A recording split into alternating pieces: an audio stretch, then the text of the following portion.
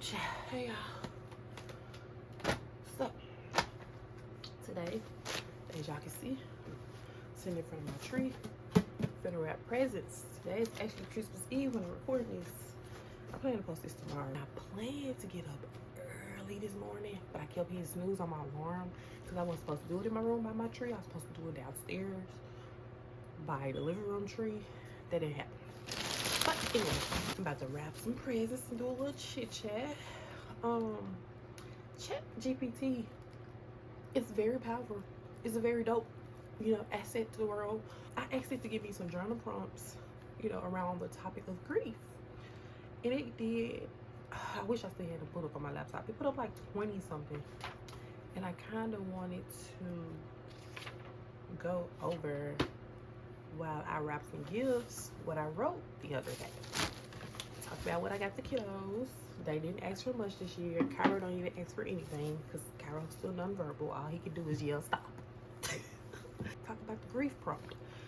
What should I say or not say to a family member who is grieving? My handwriting look like chick scratch, but I did 1, 2,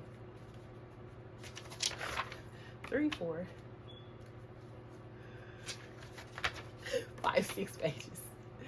Just know I'm not a confrontational person, but when Larry passed away, everything was pissing me off. I always had a short fuse, but I wouldn't be confrontational. I just get irritated. No, when he passed, everything wasn't irritating me. It was pissing me off. So, and I was watching my last video, I think I uploaded. I cuss a lot, so I'm working on that. Hopefully I don't cuss too much in this. Anyway, we're gonna start with, I don't know where the bowls are, and then I just had the idea. It's like 8 o'clock hour. Cairo will be up soon, so let me wrap his stuff first. But anyway, what should I say or not say to a family member who is grieving? I'm gonna go over the first one as I wrap Cairo's first gift. I thought this was so cute in the store, and then when I got home, I was like, this is a reason. There's a reason I never bought the big kids a drum set. Actually, Larry was the reason we never got the big kids a drum set. He was like, bro, there's gonna be a lot of noise. So, they're kids. So, the little maraca, little drum, little xylophone.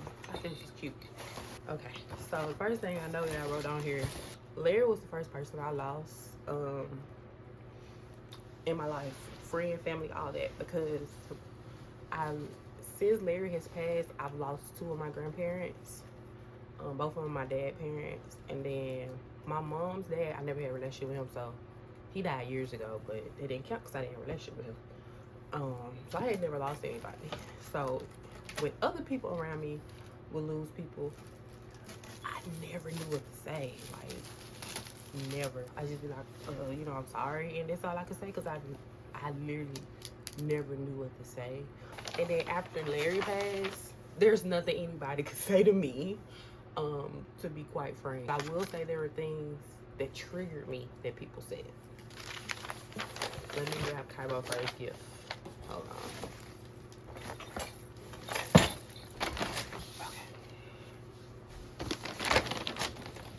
First water.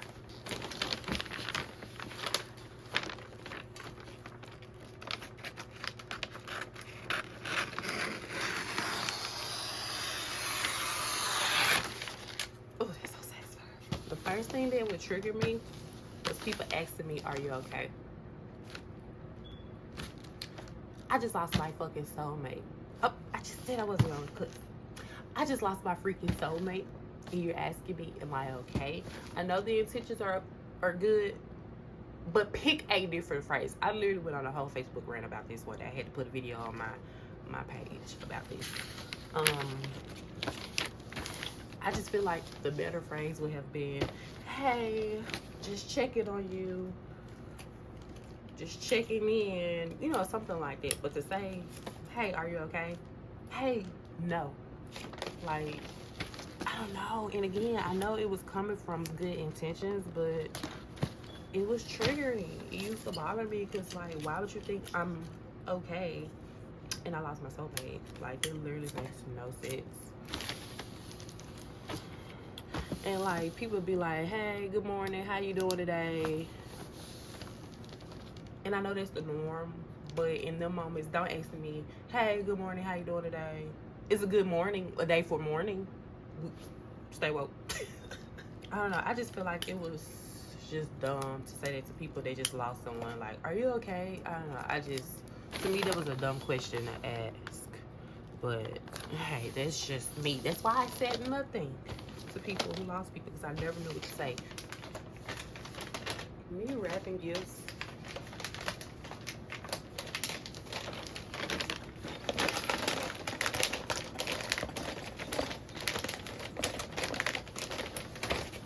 That's what I was saying. Me wrapping gifts has always been hit or miss. Sometimes it look good, sometimes it don't.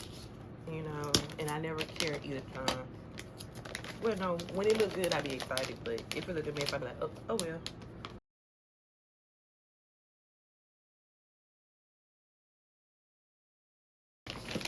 One down. We'll turn that off. So he love books. He loves Cocoa Belly. And so I got him this because he loves books so bad, and I love that so much. Anyway, that leads to the second thing. As to why I never said anything to people, because it's not always what you say. Sometimes it's when or how you say it. I'll never forget. I went to school with someone that lost someone, and I hadn't seen them since they lost this person. I finally saw them at like a mutual friend gathering. I can't remember what the gathering was for, but we were all at a mutual friend house. It was a group of us. You know, we had all been there for a while, and I had the bright idea to be like, the first moment I was alone with her, to say, hey, sorry for your loss.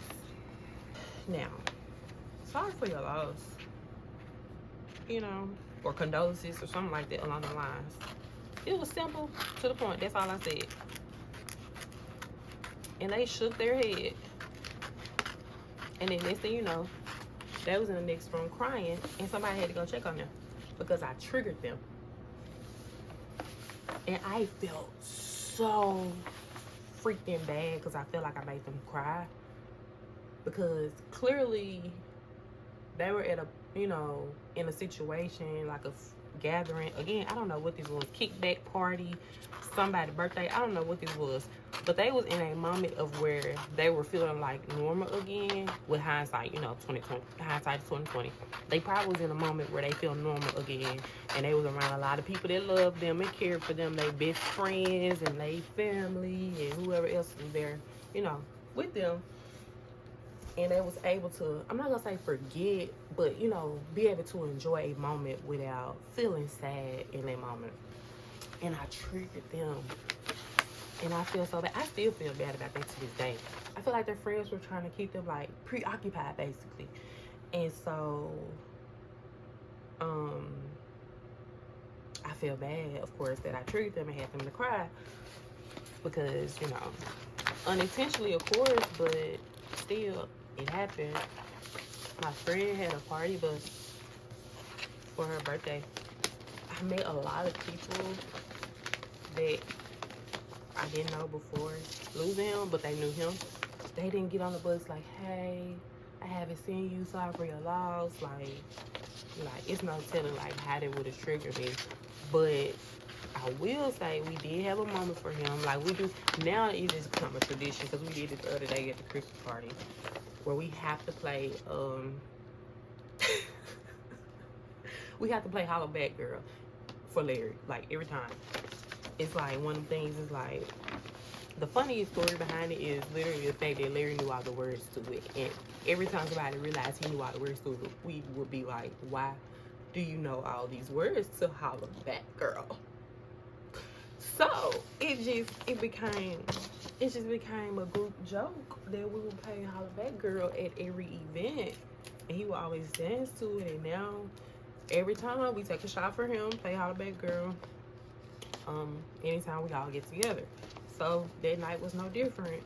And They played Holla Back Girl, and they're just like, as soon as I heard it, I was like, y'all trying to make me cry. But then, like, it was just like a hype moment. Like, so I just commend everybody that night. It made me feel normal again. Like, we just had so much fun, had so many drinks. On the bus, I didn't feel that drunk. And then when we got off the bus, I don't remember walking home. Luckily, I didn't walk home alone. But nonetheless, I don't remember walking home. It was a great night. But I said all that to say, condolences are okay, but just be mindful of when you're saying it to people. They know, you know, you're sorry for their loss, but,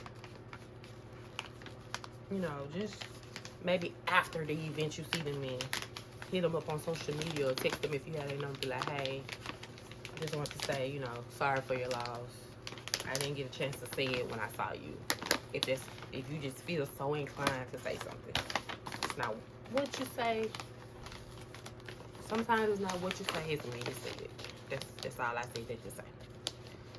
Let me finish wrapping this one, then we'll move on to the next one.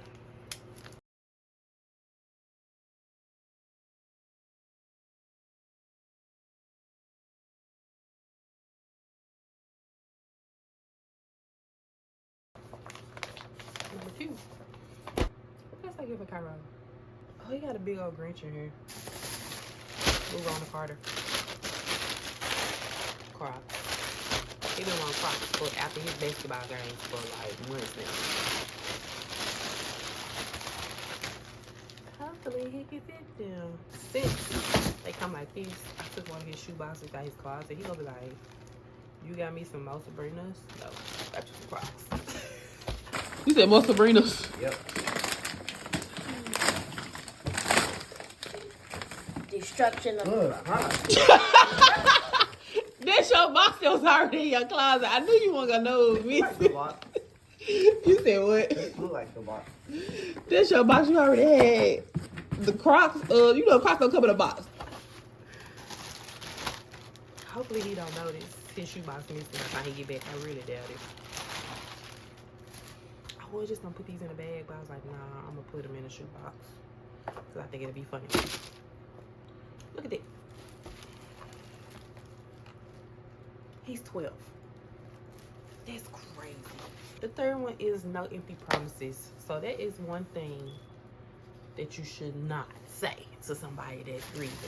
Is a bunch of empty promises. Especially somebody with kids. This might trigger me just discussing it. I'm one of them people. I don't like when people volunteer lies to begin with, but in the midst of my grief and when it comes to my kids, stop playing with me. See, I almost said some bad words. I had to catch myself. Grief or no grief. I can't stand a liar. I can't stand a liar. When you lie for absolutely no reason, especially, I have to emphasize this to my kids all the time because they be lying and I know them better than they know themselves. If they don't know, then I be knowing they lie. I'm like, bro, why did you lie? Once they finally confess, I'm like, why was you lying? What point was it in lying? Please tell me. But anyway, you get more trouble for lying than telling the truth for what you think you're going to get in trouble for. Everybody know. I was left with our 3 children, our 3 lovely boys, Carter, Carson, and Cairo, to raise on my own after he left this lovely plane. And so the first year, I will say a lot of people stepped up and I appreciated it. But everybody eventually had, you know, moved on to different parts of their life. It's like the way it was set up, everybody work schedule at the time, they could be there for me. Plus, I didn't work for the first year after he passed. So it's like people were always there when I needed them. That's what I'm trying to say. For their first year, especially. As time went on, people life changed. They got new jobs. Their schedule changed. They got their own kids. One of our friends had a kid after. 2 of our friends have had kids since he passed. 3.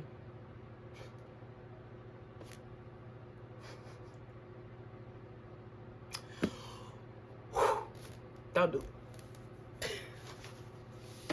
See, it be random stuff trigger you. Whew. I'm like, hey, one of our friends had a kid. He passed and I thought about somebody else. I'm like, hey, they had another kid. Wait, this couple had kids too, had a kid too. Tell you, man, you never know what the idea, what's up for you. If you believe in heaven and believe in the afterlife, it's a good thought that, you know, he's able to see from the other side. All these kids is still like, he's out here. Let me compose myself. Back to my point though, I got sidetracked. The lies. Anyway, like I was trying to say, people have had kids since he passed, have gotten new jobs where their schedule changed, their obligations have changed. So of course, I don't expect people to just be there, you know, at the drop of a dime like they used to be able to be when he first passed. But been a lot of a lot of unwarranted lies that I've experienced. And I'm not gonna give specific lies because then people don't know who I'm talking about. But just know the lies that have been told were so unnecessary. Like, especially if it came to the matter of my kids. Like, don't say you gonna be there for my kids. Don't say you can get my kids. Don't tell. Me and Larry had this understanding. We would not tell our kids where we were going until it was time for us to get dressed and go there. Even we paid for the event 2 months ahead of time. Like, when we went on vacation, the kids literally did not know we was going on vacation probably to the week of when we went to Myrtle Beach that one time. No, Myrtle Beach, no, they was young. Florida, they was old enough to understand then. By the time we was Florida, I think we didn't tell them till like the week of. Or maybe his auntie or his mama slipped up and told them. But either way, we won't tell them till the last minute. Because, one, I don't tell my kids about stuff because, one, anything can happen. What if they looking forward to this trip and then all of a sudden, I don't got no money. And then we can't go. What if we saying, oh, we're going to take out Chuck E. Cheese, and then all of a sudden, something happened and we can't go to Chuck E. Cheese. Like, you know, so I never tell my kids stuff either until the week of, like a big trip that was already paid for. But like if we going to like Incredible Pizza or something like that, I never tell them to the day of. Like, we're finna get dressed, we finna go to Incredible Pizza, like type stuff. So I hate it when I hate when people tell my kids they're gonna do something for them. They gonna take them to work, they gonna pick them up. Like, this not the time to be lying to my kids. They already lost the person that actually always came through clutch for them. So to be lying to my kids unwarranted, triggered. That triggered some childhood trauma. And me and my dad actually talked about this recently because I'm sure he wouldn't mind me saying this. Hopefully he don't. When we was finna go out of town to Atlanta, again, don't tell my kids nothing to the last minute. So he was like, the kids excited for Atlanta? I said, the kids don't even know about Atlanta. He was like, for real? I was like, no, because I don't tell them about stuff until we finna get ready to go because anything can happen. And he was like, yeah, I did have that bad telling you and your siblings I'm gonna take y'all somewhere and then end up not going. I said, bingo. I said, and that's triggering. So I said, I do that out of a childhood trauma response. I parent in that moment out of childhood trauma response. Now, granted, 9 times out of 10, my daddy told me he was working. That's why he couldn't do something. But as a kid, you don't understand. Mama and daddy gotta work all the time. Empty promises, that's what it always boils down to. Empty promises. I don't like empty promises because to me it's an unwarranted lie. And that's the worst thing you can do to somebody that's grieving.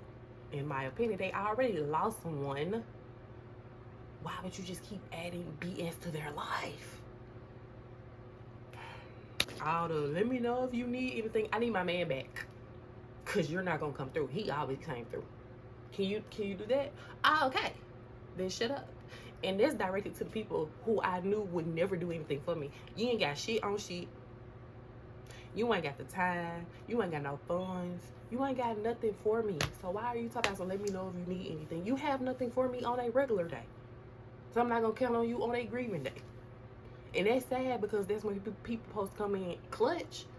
But it's not always the case. And so it's triggering.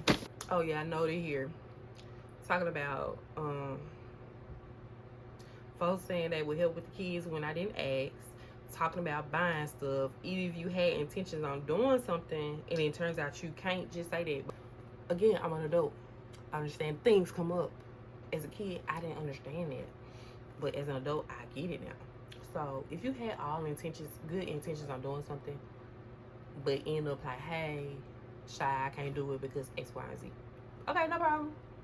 Because I understand, you know, but just like avoiding me because you knew you promised to do something, but then you end up not doing it, it's bananas to me. Now, the next one, this is especially for my black people. Can y'all be patient with your nosiness? And you're gonna be like, how does it pertain to a topic of what to say and what not to say to people grieving? I'm finna tell you. Especially if you got Facebook, we have all seen it before. Somebody posts, man, you missed the video with this one. I try not to be funny, but people, that's people's favorite go-to phrase. You messed the CD up with this one, and then everybody know what they mean. The person passed away. So, and they'll either tag them in the post or post a picture of the person. I always go to the comments because subconsciously I am nosy. But I would never get in them people comment section and be like, hey, what happened? So my people, be patient with your nosiness. That's what they mean when I say be patient with your nosiness. I'll get in them comments and people be like, oh my gosh, what happened? It probably just mustered them up so much strength to even post that the person has passed away. And y'all want to get in the comment section and be like, what happened? If they didn't put it in the post, Bookie, clearly they didn't want to say what happened. Now, let's rewind back to October. I should have pulled the post up. October 1 of 2021. Got the ambulance there to take Larry to the hospital. He didn't make it through the day. I don't know when I finally made a post, but I'm pretty sure people in his family started posting about him before I did. Because I just was trying to wrap my head around stuff.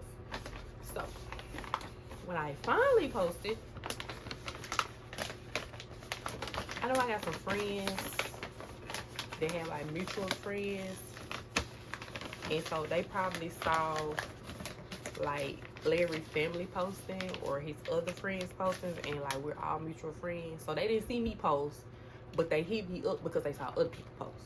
Okay, cool. But then I got some people that were just my friends. So we didn't have any mutual friends between me, Larry, and these other people. And so they had to wait until I posted. And I'll never forget, when I finally posted, somebody texted me and was like, what happened? Matter of fact, they ain't leaked since like that. They was like, hey, I'm sorry, I just saw your post. What happened? Now, it took me a while to respond because I was like, are you dumb?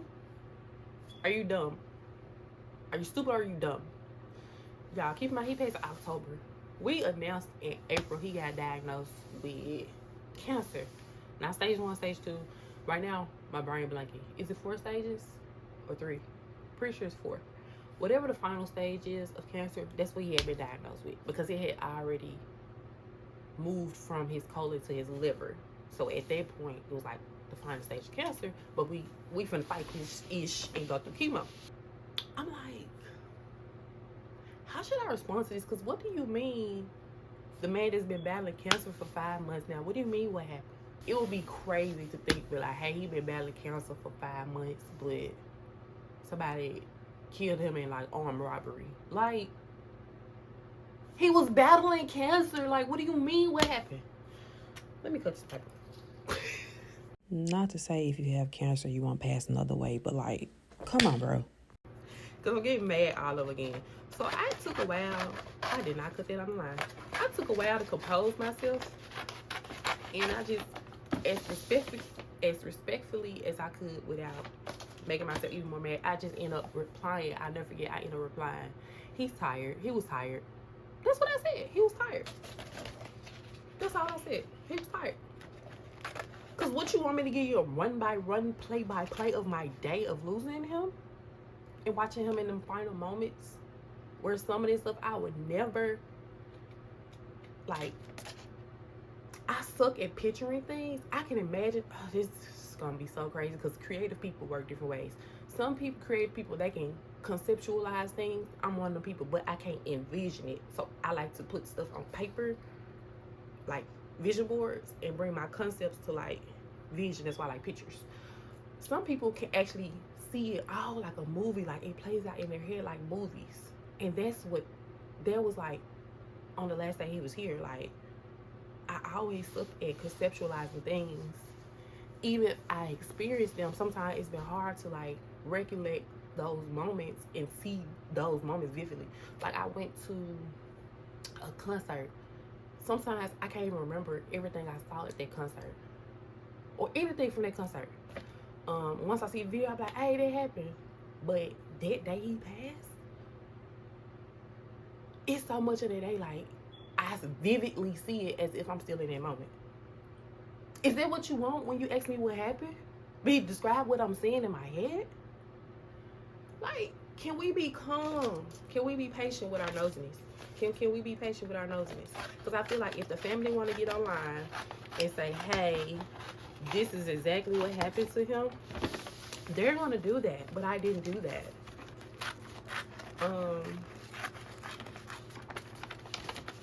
Technically, if we want to be technical, he passed from sepsis.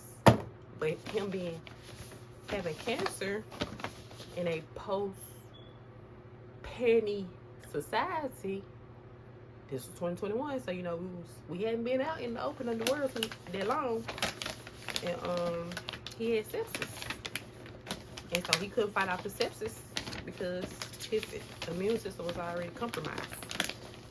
Since people want to know stuff, like, it's like, let's use our thinking caps, people. What do you mean what happened?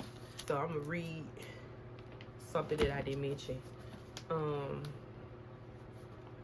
All y'all know is he had cancer that was in the final stage when we found it out, and he had fought a hard fight that I'm sure I could imagine what he was thinking and feeling in every moment. Of course, he told me some things, but I doubt he told me everything to not make me worry or to stress me, because Larry knew it took nothing for me to get overwhelmed and stressed. If nobody saw me in my dark moments, in my depressed moments, in my overwhelmed and stressed moments, he did. That led me into something I almost forgot I wrote. Like I said, he always was careful as to like protect my feelings. He was one of the people like, babe, why you worried about that? I got that. And we had finally had a conversation one day, years into us being in a relationship, and was like, he was like, because he seemed so strong, he was like, I really be stressed about stuff, but I'm never gonna let you see that because I don't want you stressed. And let's talk about a man. And this is why I'm single. It's so many reasons as to like, so many things that's like, y'all would never compare to him and how he took care of me mentally, emotionally, spiritually, physically. Every lead you could think of, he took care of me. We, to say we was together 9 years and then had no dark patches, that'd be a lie. That man took care of me. And vice versa. Look what I got, curses. See, that's why I gave him that much stuff, because this was his big ticket gift. That reminded me of something else that people kept asking me when he passed, when I was writing this out. They kept asking me, do you think he knew? Do I think he knew what? That he was finna pass. I think he knew. And we had this back and it was a couple of family members that wanted to have this back and forth. I just couldn't do the back and forth about what Larry thought in the moments. I don't remember what day of the week he passed on. I know it's the 1st of October 2021, but I can't remember what day of the week that was. But the Wednesday before, I won't forget, he went to eat with his friend to Buffalo Wild Wings.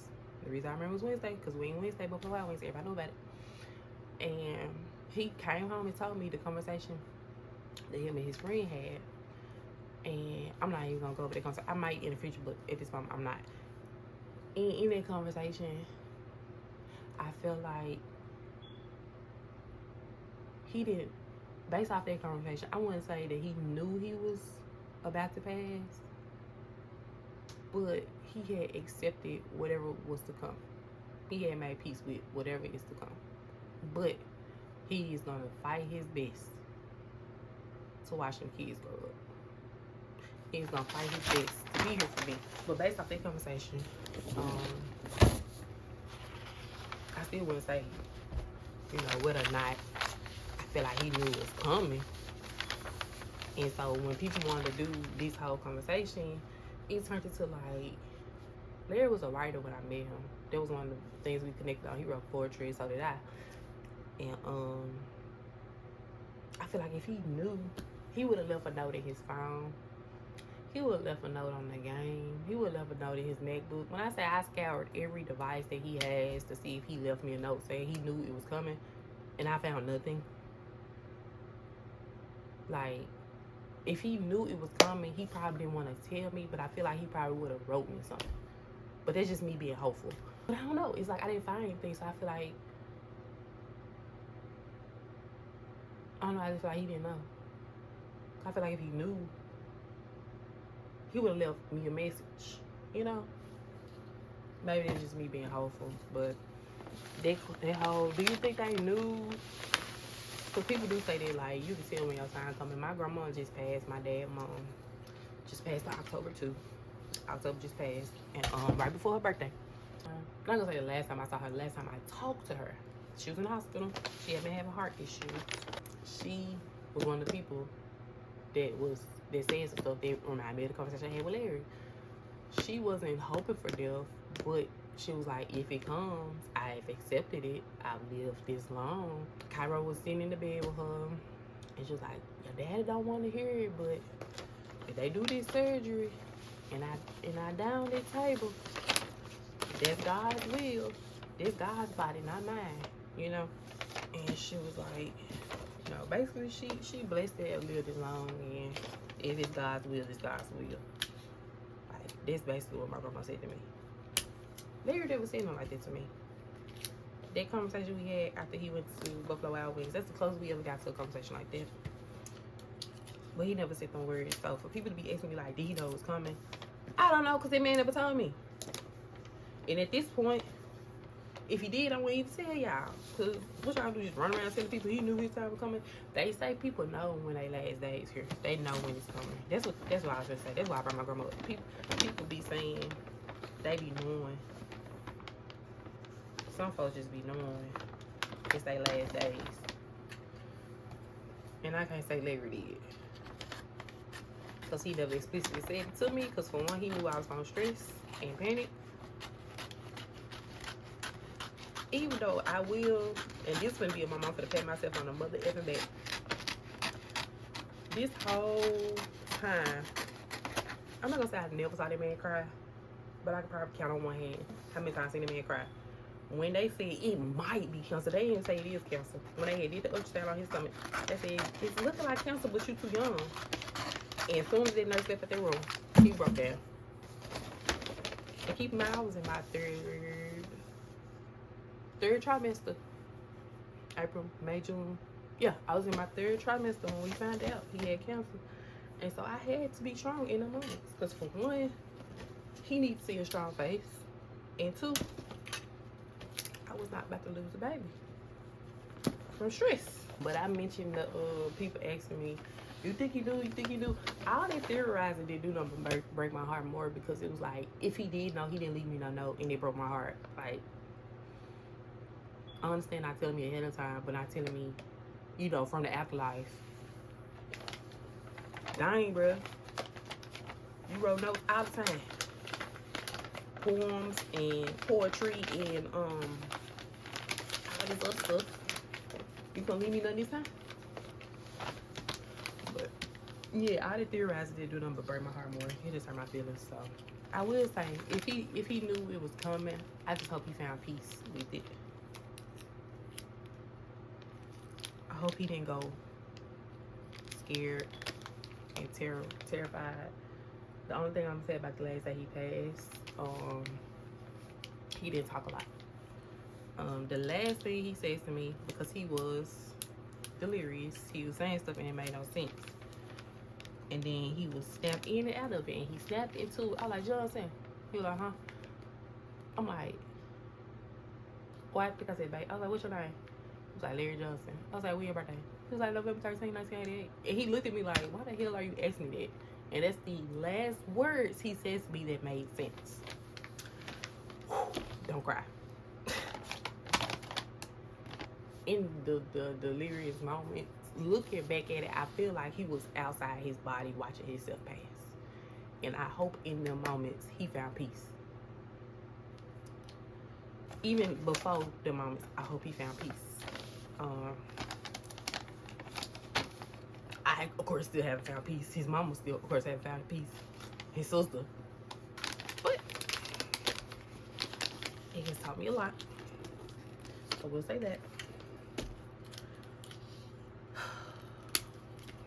And the rest of these, I don't think I have anything else. I'm just gonna sit here and silently wrap the rest of these and put it in like perspective where y'all can actually see me wrapping, I think.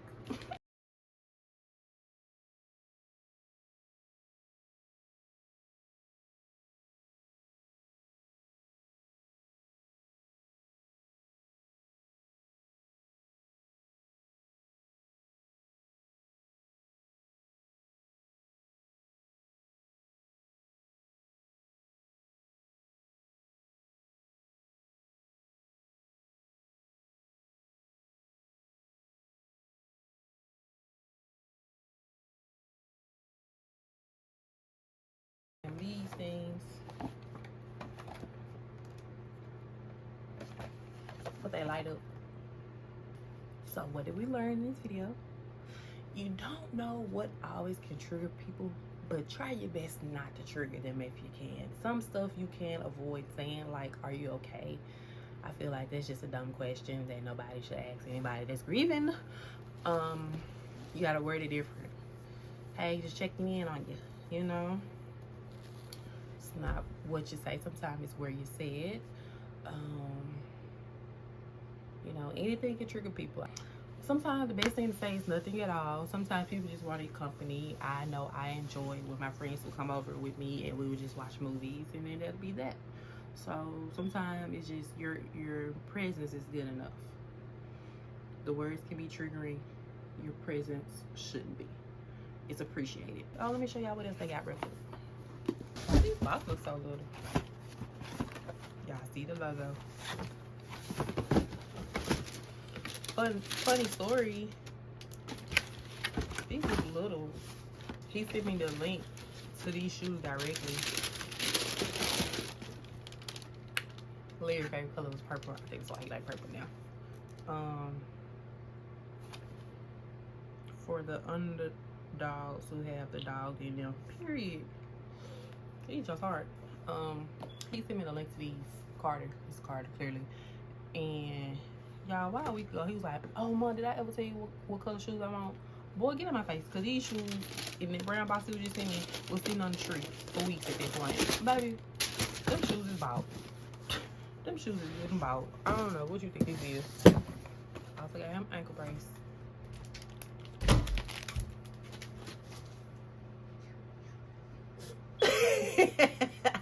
Hey, buddy. Somebody busted in my room. This is stuffing because I was gonna fix Carson's stuffed pizza that's been in my room forever.